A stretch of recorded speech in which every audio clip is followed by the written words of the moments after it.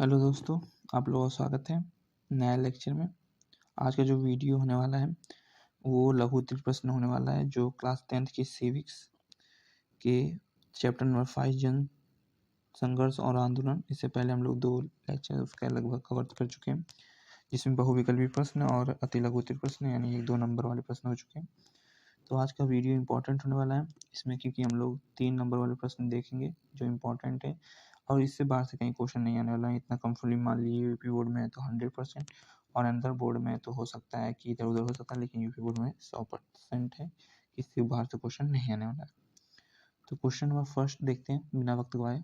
तो चलिए, लोकतंत्र की स्थापना के लिए नेपाल में चलाए गए द्वितीय आंदोलन की जांच करें। अच्छा, मैंने देखा है कि सिविक्स जो है नागरिक शास्त्र और नागरिक शास्त्र कहीं बोला जाता है, लोकतांत्रिक राजनीति कहा जाता है, या फिर राजनीति जो राजनीति विज्ञान कहा जाता है। 3-4 नामों से जाना जाता है इसे, राजनीति शास्त्र, लोकतांत्रिक राजनीति और राजनीति विज्ञान। तो कहीं भी कैसे भी नामों से जाना जाता है वो कवर कर लिया बस। तो लोकतंत्र की, चलिए ये तो फैक्ट था। प्रश्न पहला, लोकतंत्र की स्थापना के लिए नेपाल में चलाए गए द्वितीय आंदोलन की जांच कीजिए, मतलब चर्चा कीजिए। आंदोलन की जांच नहीं, चर्चा कीजिए। तो ये 2 तरीके से क्वेश्चन बन सकता है। 8वां देखिए, नेपाल में लोकतंत्र शासन कैसे प्रारंभ हुआ, संक्षेप में उल्लेख कीजिए। तो ये चीज दोनों क्वेश्चन एक ही है, चाहे ये पूछ देगा चाहे ये पूछ देगा, मतलब एक ही है, आंसर भी दोनों का एक ही होगा।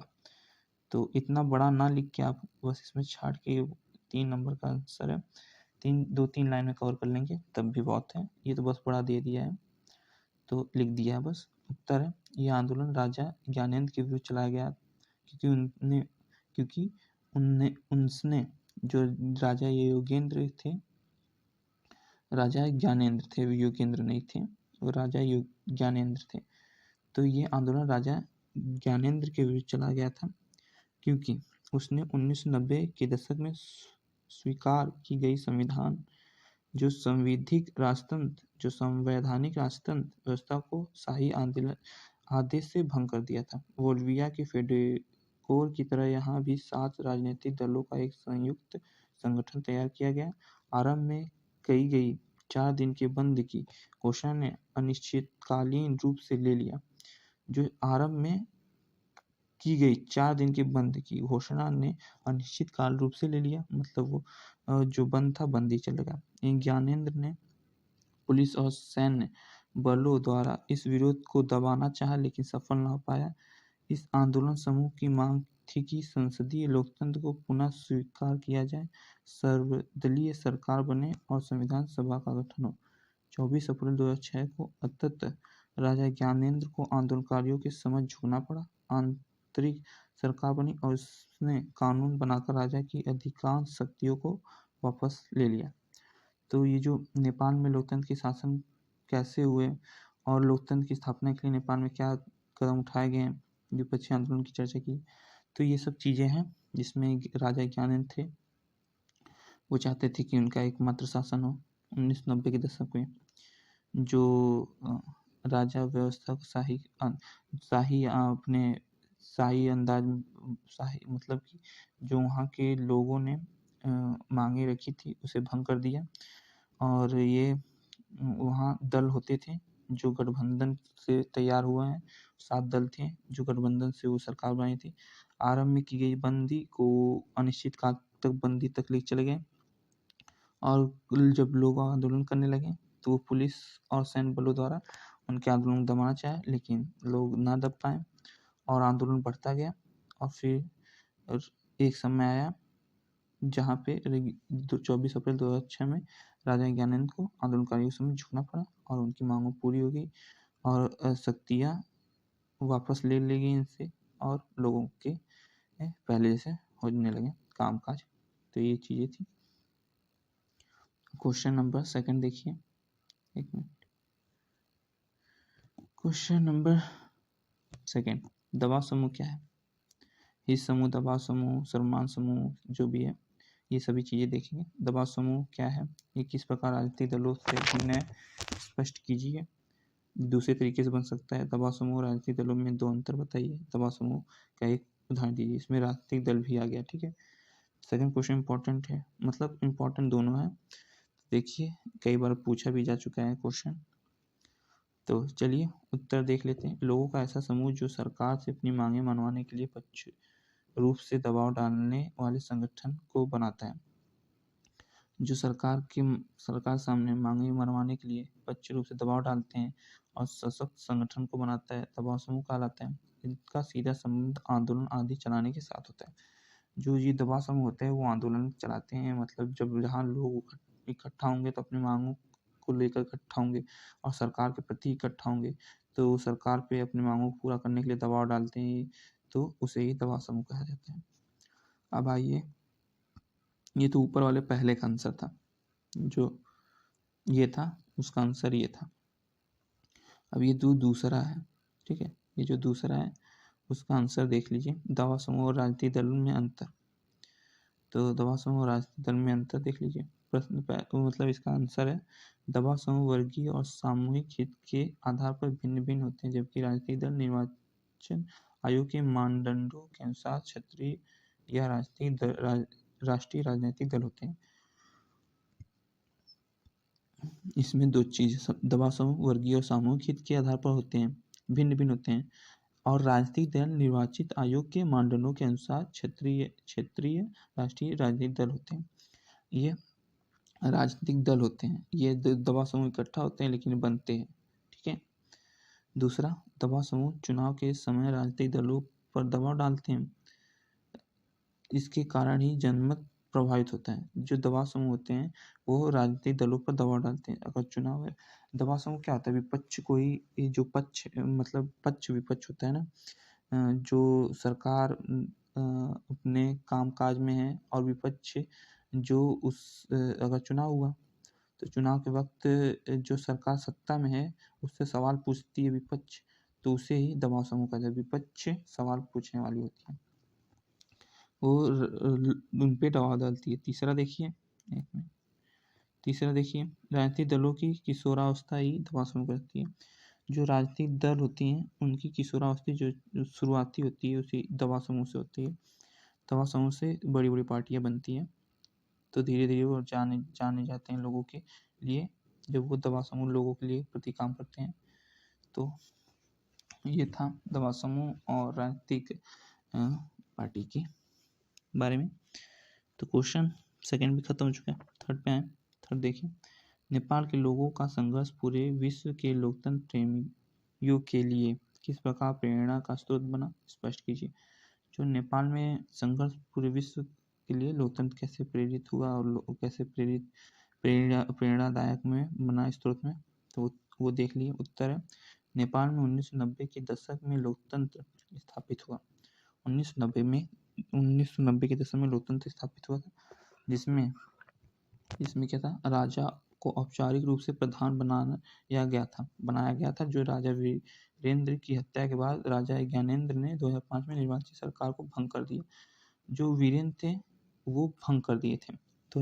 वीरेंद्र के जो हत्या के बाद राजा ज्ञानेंद्र ने 2005 में निर्वाचित सरकार को भंग कर दिया था, जिसके खिलाफ 2006 में आंदोलन खड़ा हुआ। 2006 में जो आंदोलन हुए थे उन्हीं की वजह से हुए थे, जो भंग करते हैं। संसद की सभी बड़ी राजनीतिक पार्टियों ने एक 7 पार्टी अलायंस गठन बनाया और नेपाल की राजधानी काठमांडू में 4 दिन के बंद का आह्वान किया। इस प्रतिरोध ने जल्दी ही अनियतकाल बंद का रूप ले लिया। लोग लाखों की संख्या में सड़कों पर उतरने लगे।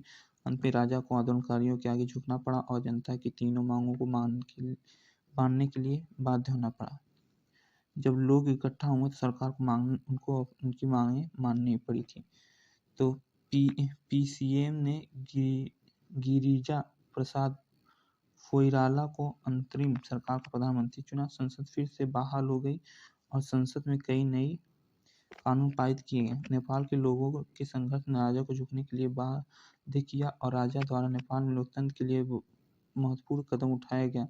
इससे पूरे विश्व के लोकतंत्र प्रेमियों के लिए यह संदेश गया कि संघर्ष में लोकतांत्रिक व्यवस्था हासिल की जा सकती है। किसी भी तानाशाह सरकार को झुकाया जा सकता है। तो ये चीज़ें थी, आंदोलन से किसी भी सरकार को झुकाया जा सकता है, कैसे भी झुकाया जा सकता है।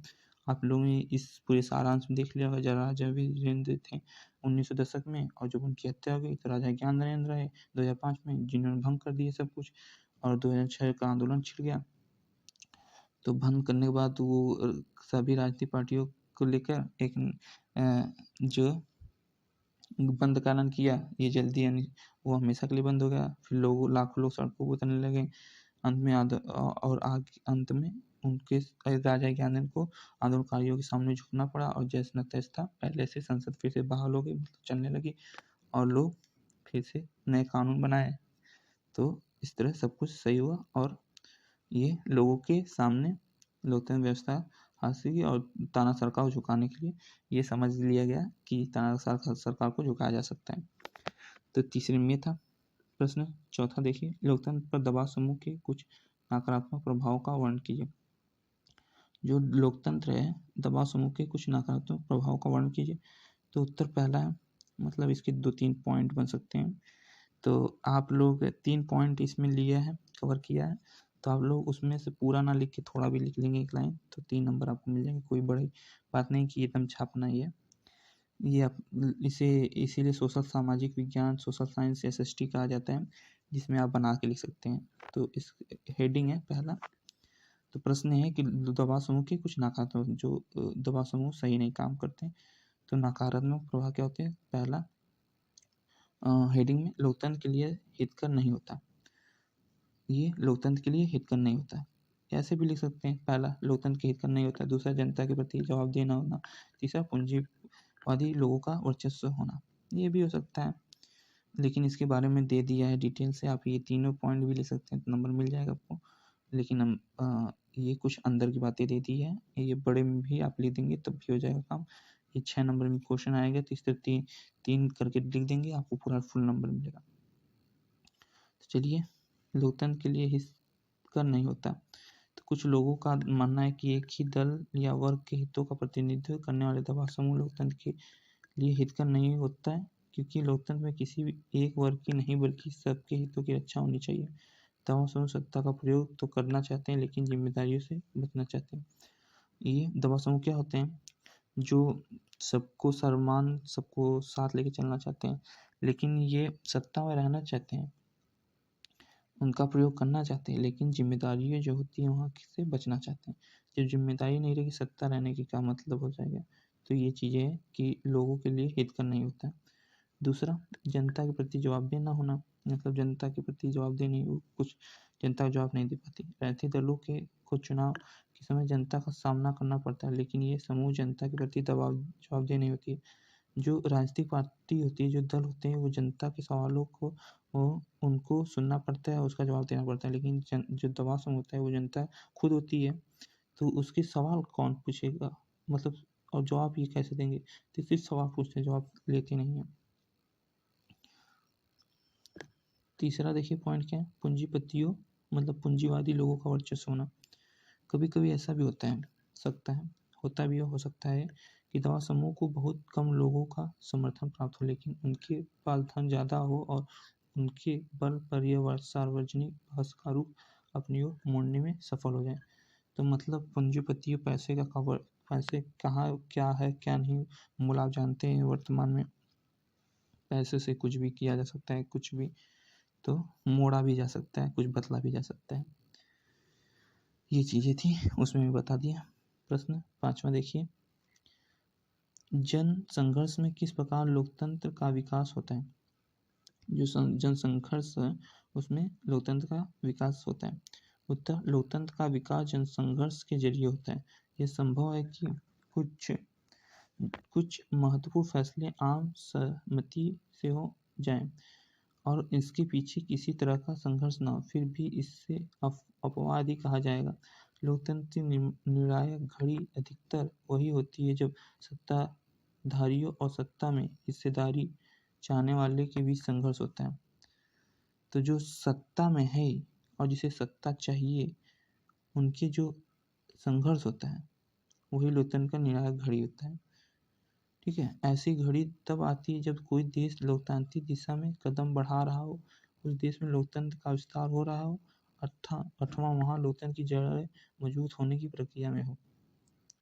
ये उस देश का है जहाँ पे लोकतंत्र स्थापित ना हो। भारत जैसे देशों में तो ये होता रहता है। यहाँ तो देखने को सब कुछ मिलेगा।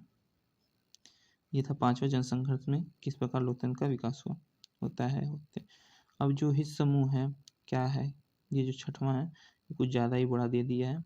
लास्ट है कुछ बड़ा ज़्यादा ही बड़ा, लेकिन आपको इसमें मैं शॉर्ट कर दूँगा, मतलब शॉर्ट बता दूँगा क्या है। तो चलिए देखिए हित समूह क्या होता है, वो कब एक दबाव समूह बन जाता है। इसमें 2 क्वेश्चन है ना, हित समूह क्या है और वो दबाव समूह कब बन जाता है। तो रुकिए 1 मिनट, साधारण शब्दों में हित समूह से।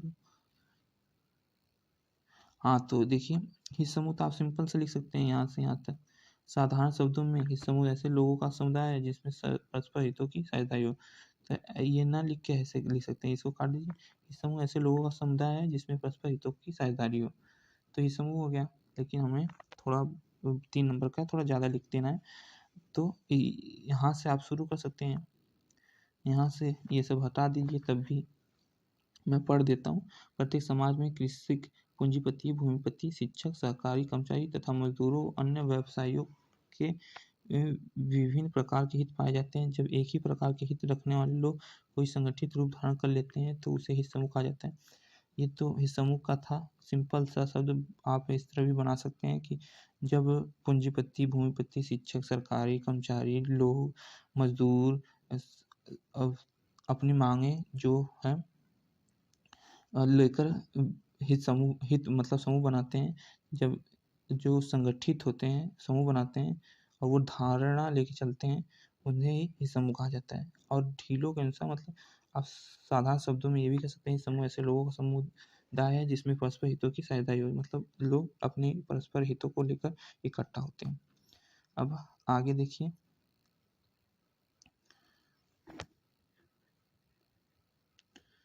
एक minute, just give me 1 minute. जब कोई ही समूह अपने उद्देश्यों की पूर्ति के लिए सरकार से सहायता चाहने लगता है और विधानमंडल के सदस्यों को इस रूप में प्रभावित करने का प्रयत्न करने लगता है कि सामान्य कानूनों का निर्माण अथवा उनमें संशोधन करते समय उनके हितों का ध्यान में रखा जाए, तो वह दबाव समूह का रूप धारण कर लेता है। दबाव समूह अपने सदस्यों के हितों का परीक्षित करने तथा उन्हें सुरक्षित रखने के लिए उन्हें आवश्यक सुविधाएं प्रदान कराने तथा सरकार को उनके हितों के विरुद्ध कार्य करने से रोकने के लिए सरकार पर दबाव डालने लगते हैं। जो हित समूह क्या होते हैं, जो सरकार को सहायता चाहने लगते हैं, मतलब कि सरकार से सहायता चाहने लगते हैं कि सरकार हमारे लिए काम करेगी। जो विधानमंडल होते हैं उसमें इस रूप को पारित कराने के लिए प्रयत्न करता है कि हमारी मांगों ऐसी मांग है हमारी, इसे पारित कर दी जाए। उस पर बात विचार तो विमर्श होता है, तो तब अगर सही रहता है तो लागू हो जाता है, नहीं तो नहीं लागू होता है। ऐसे नहीं है कि आप बोल दिए लागू हो जाएगा, नहीं ऐसा नहीं होता है। उसमें संशोधन करते समय, और उसमें संशोधन अगर संशोधन भी चाहते हैं तो उसके लिए भी आपको ये करना पड़ता है। तो दबाव समूह का रूप धारण लेता है, तो वो अब दबाव डालेंगे तभी ना होगा। समूह दबाव समूह के रूप में तभी बदलता है। दबाव समूह अपने सदस्यों के हितों को विकसित करने तथा उन्हें सुनिश्चित रखने के लिए उन्हें आवश्यक सुविधाएं प्रदान कराने तथा सरकार को उनसे हितों के विरुद्ध कार्य करने से रोकने के लिए सरकार पर दबाव डालते हैं। दबाव समूह अपना काम कराने के लिए विधायक व सरकारी अधिकारियों को उचित अथवा अनुचित साधनों द्वारा प्रयास भाव डालते हैं। देखिए दबाव समूह जो होते हैं वो ये भी है कि वो राजनीतिक पार्टी और डीएमएसपी कार्यालय जो वहाँ के अधिकारी होते हैं उन पे भी दबाव डालती है कि आप ऐसे कहिए, ऐसे हर जगह दबाव डालती है। तो यही दबाव समूह होता है। तो अपनी मांगों पूरा कराने के लिए वो कुछ भी करते हैं। ठीक है, आइए आगे चलते हैं। दबाव समूह अपना काम कराने के लिए विधायकों और सरकारी अधिकारियों पर उचित अथवा अनुचित साधनों द्वारा प्रभाव डालते हैं। इसी कारण दबाव समूह को कई बार भ्रष्टाचार का केंद्र भी कहा जाता है। तो पैसे लेंगे काम हो जाएगा, इसी भ्रष्टाचार कहेंगे ना। ये तो इंडिया में चलता रहता है। अब ये देखिए विभिन्न विधानों द्वारा दबाव समूह की निम्नलिखित परिभाषाएं दी गई है। कई लोग ने जो है वो परिभाषाएं दी हैं दबाव समूह की, आप कोई भी उठा सकते हैं। तो पहला देखिए, ऊपर एक ढीलो थे, ढीलो इसमें भी है CH ढीलो के अनुसार ये साधारण शब्दों में समान हित वाले व्यक्तियों के समूह को ही समूह का हित समूह कहा जाता है। तो ये बहुत सिंपल सा है, बहुत ही साधारण शब्द परिभाषा है। समान हित वाले व्यक्तियों के समूह को हित समूह कहते हैं। जब वे अपने लाभ की प्राप्ति के लिए सरकारी सहायता प्राप्त करते हैं तो वे दबाव गुटों का रूप धारण कर लेते हैं। ये बहुत ही सिंपल था। देखिए 3 नंबर यहाँ से मिल जाएगा, उतना लिखने की कोई ज़रूरत भी नहीं पड़ेगी, बहुत ही साधारण शब्दों में था। लेकिन अगर आप विस्तार से थोड़ा बढ़ा के लिखेंगे तो आपका फ़ायदा होगा। कम लिखेंगे तो जो कॉपी चेक करेगा तो उसके माइंड में आएगा वो सनकी है कि क्या है, ये तो आपको पता नहीं, उसको क्या चाहिए क्या नहीं आपको पता नहीं। आप ज़्यादा लिखोगे तो खुश हो जाए, क्या पता। दूसरा, क्योंकि SST सामाजिक विज्ञान वाले जो टीचर होते हैं वो चाहते हैं बच्चे चीज़ों को बढ़ा चढ़ा के लिखें, ज़्यादा लिखें, और आप ज़्यादा लिख सकते हैं, ये मुझे पता है। तो आमंड तथा पावर के अनुसार इस समूह से हमारा तात्पर्य ऐसे व्यक्तियों के समूह से जो किसी विशेष हित अथवा लाभ के लिए परस्पर मिले हो, जिसमें उन हितों के संबंध में चेतना हो। ये थे आमंड तथा पावर के अनुसार।